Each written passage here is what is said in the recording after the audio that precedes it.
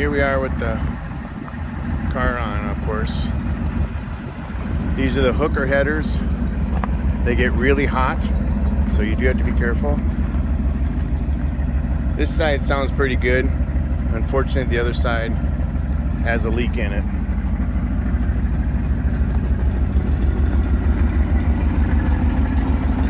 You can see where the leak is between the two, but I also believe it might be in the middle where the four pipes come together as one. This is my second set of hooker headers. I would not buy them again, but they have been on there for a long time.